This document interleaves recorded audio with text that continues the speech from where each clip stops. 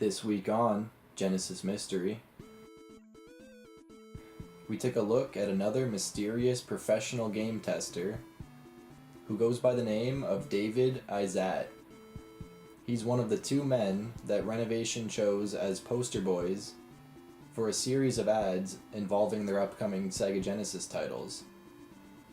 The main two ads in focus were based around Gaeries, and those were taken care of by Jamie Bunker, who we took a look at in episode 1. The other Renovation ads focused on the title Arcus Odyssey and featured professional game tester at the time and Renovation employee David Izat. David even goes as far as to say that he was there when Jamie Bunker worked there, and there's a little bit of info that he provided me that we can check out a little later.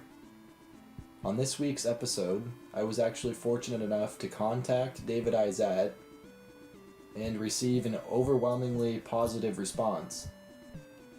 But before we get into my questions for him, I'd like to ask the question, who is David Izat? In the early 90s, a game company by the name of Renovation produced some amazing shooters and other unique RPG and platformer titles for the Sega Genesis. Just like any other company, there were plenty of people testing their games, and one of the main testers at the time was David Izat. I was able to catch up with him about 25 or so years later, and he's moved on to a different industry, but still hard at work. After a little bit of research, I was able to contact David, and he was both very polite and thoughtful in his responses to my questions that I had about Renovation in the specific ad that we see him in. At the time, as an employee for Renovation, we know from the ad alone that he was definitely a video game tester. And if we do a simple Google search, the Arcus Odyssey wiki page gives credit to David Izat as a producer on the game. I've played nearly every Renovation game on the Genesis, and I'm pretty sure the only one I don't own is Arcus Odyssey, so I can't give a firm opinion on the game, but from every other title I've played, I'm sure it's top notch, because all of the Renovation titles on the Genesis are amongst my favorites. But rather than me giving a description on who David Izat is, why don't we let him answer that? After reading old Sega Genesis scans on the internet for a few days straight, I made the first Genesis Mystery episode, and seeing another mystery professional tester, I was eager to see if I could get in contact with this person and possibly get some legit info on what Renovation was thinking at the time and why these ads were made. But amongst other research I was doing at the time, this ad campaign really caught my attention, and I just wanted to get to the bottom of it. So I sent an email.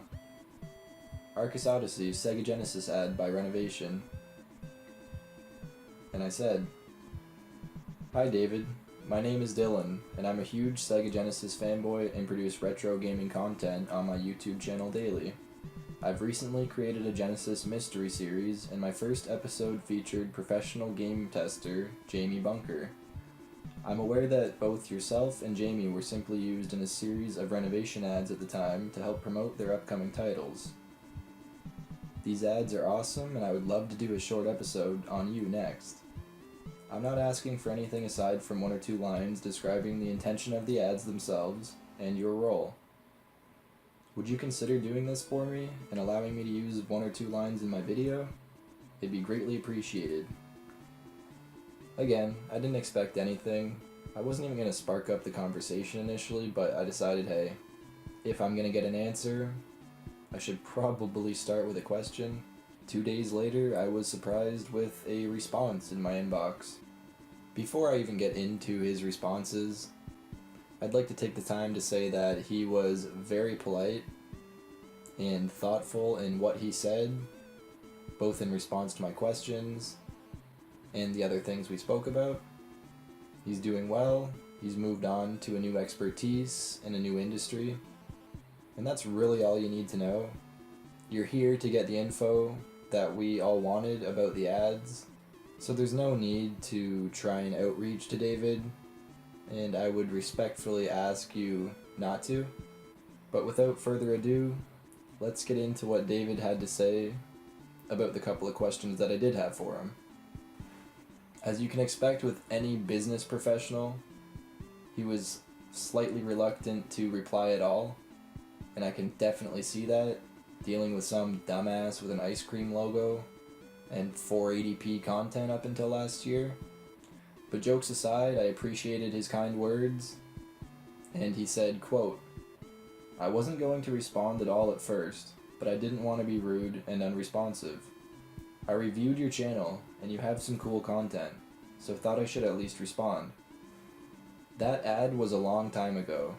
The lighting was horrible in retrospect, but it is what it is now.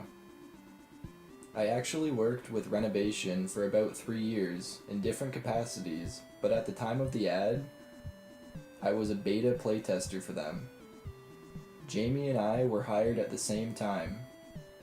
I debugged their games, wrote some of the manual and boxed content, and advised on other marketing and design projects. It wasn't a bad job, and it was a good company. Looking at this time in the gaming industry, I could only imagine myself in this position, and that would have honestly been my dream job. I'm super envious of what David was able to experience. Although David Izat no longer works in the video game industry, he is an executive at a financial service company. He's great at what he does now, just like he was back in the day. And although you're always going to have those critics that might not say the most flavorful things towards you, your personality, or what you're trying to represent, I'm sure David can look back on these times with a smile, and I can only imagine the amazing memories he has at his time working for renovation software. Like I said before, David was more than polite and thoughtful in what he was able to offer me, and he didn't need to do any of this to begin with. But I hope that gives us the insight we needed as to why these ads were created, where they were going with them, and what exactly happened to the two most infamous professional game testers in the early 90s. Special thanks to David Izat. Without his help, this episode would have been a little shorter and a little less interesting, but I hope you enjoyed the video. Thanks for watching, and stay tuned for a new mystery.